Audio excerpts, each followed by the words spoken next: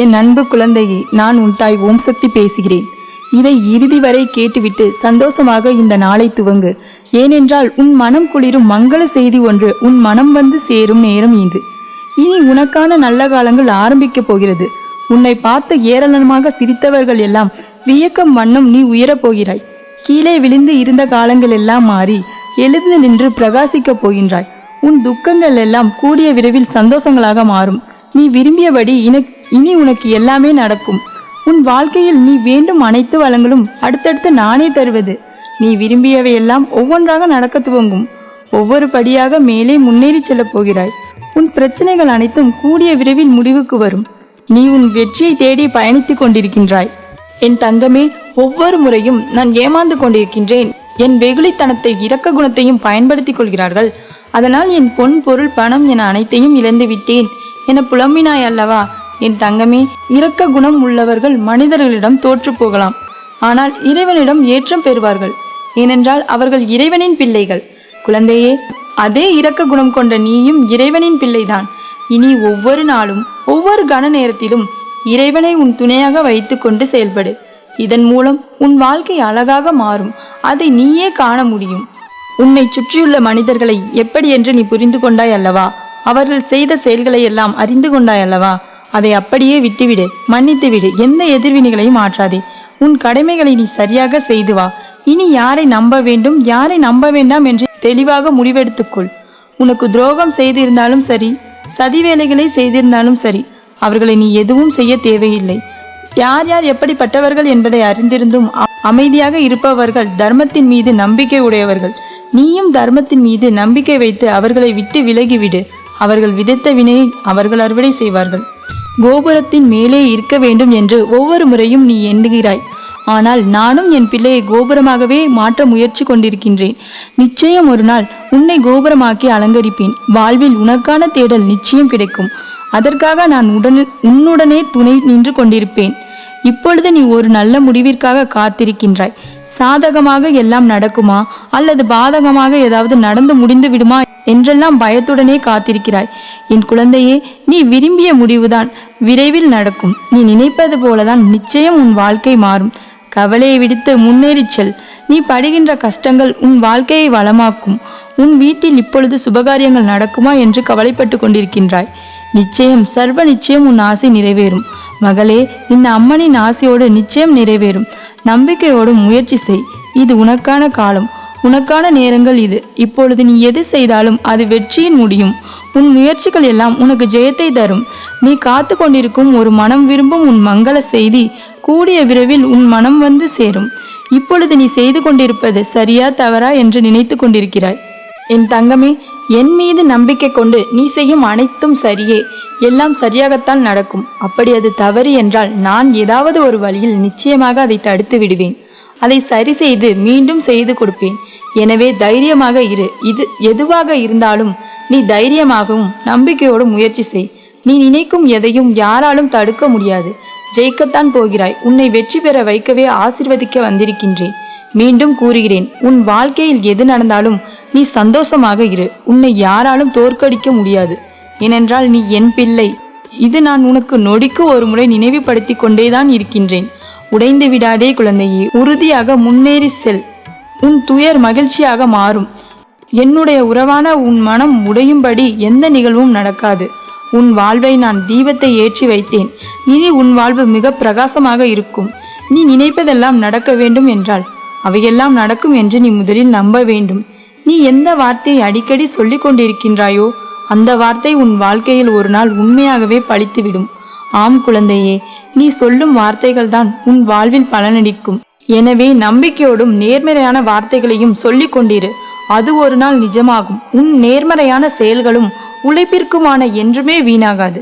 நிம்மதியும் வெற்றியும் நிச்சயம் உன்னை தேடி வரும். நான் உன்னோடு இருக்கும் பொழுது நீ எதை நினைத்தும் கலங்கி கொண்டிருக்காதே. உன்னை சுற்றி இருப்பவர்கள் திடீரென்று தாழ்ந்து போகும் பொழுதும் விழும் பொழுதும் அழும் பொழுதும் அது அவர்களின் கர்ம வினையால் வந்ததென்பதை உணர்ந்து கொண்டு அமைதியாக இரு. எதை பார்த்தும் நீ பயப்படாதே. நாம் எதுவரை அசைக்க முடியாத நம்பிக்கையோடு நீ இருக்கிறாயோ அதுவரை உனக்கு எந்த தீங்கும் வராமல் உன் தாய் ஓம் சக்தி நான் பார்த்து கொள்வேன். நீ என் அரவணைப்பிலும் பாதுகாப்பிலும் இருக்கின்றாய். நான் உன் அரணாக இருக்கின்றேன். உன்னை நான் பார்த்து கொள்வேன். நீ எந்த சூழ்நிலையிலும் எதை பார்த்தும் நீ கலங்காதே. தூக்கி எறிந்து விட்டார்களே என்று கலங்காதே குழந்தையே. அவர்களுக்கு தெரியாது என் பிள்ளையை கை தூக்கிவிட உன் அம்மா நான் இருக்கின்றேன் என்று. ஆனால் உனக்கு தெரியும் அல்லவா, நான் உன்னோடு இருக்கின்றேன், எந்த சூழ்நிலையிலும் உன்னை நான் கைவிட மாட்டேன் என்பது உனக்கு தெரியும் அல்லவா. எதற்காக கவலைப்படுகிறாய்? வாழ்க்கையில் எல்லோருக்கும் எல்லா விஷயத்திலும் தடங்கள், தடைகள், நிபந்தனைகள் என்று ஏதோ ஒன்று வரத்தான் செய்யும். அதை தாண்டி வருவதுதான் உன் மன தைரியம்.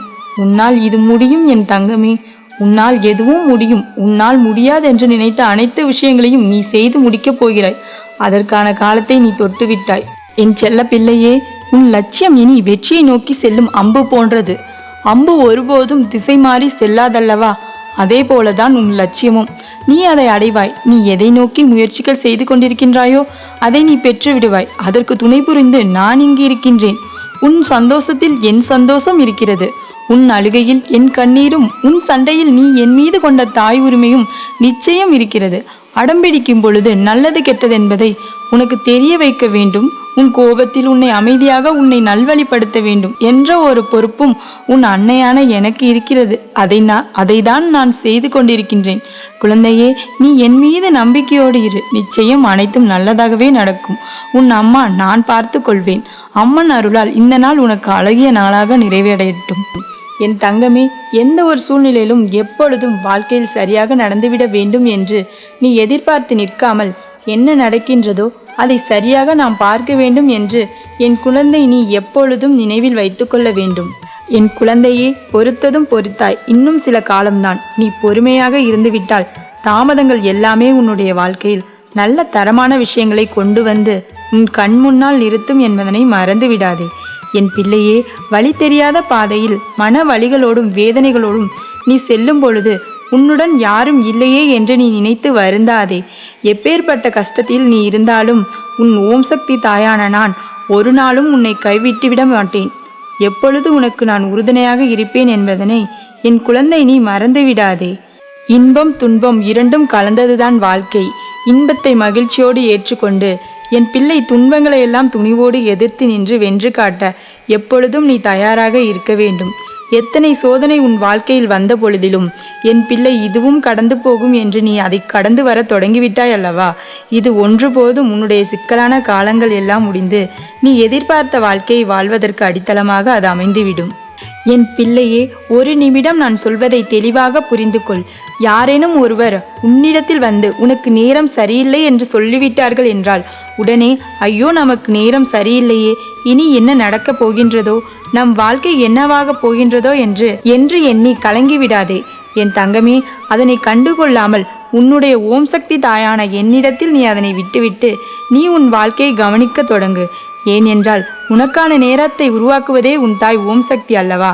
அதை உனக்கு நல்லதாகவும் வெற்றி உள்ளதாகவும் மாற்றி உன்னுடைய எதிர்கால வாழ்க்கை என்னுடைய ஆசீர்வாதத்துடனும் உனக்கு எல்லா வளங்களும் கிடைக்கும்படி உன் அம்மா நான் நிச்சயமாக செய்வேன்.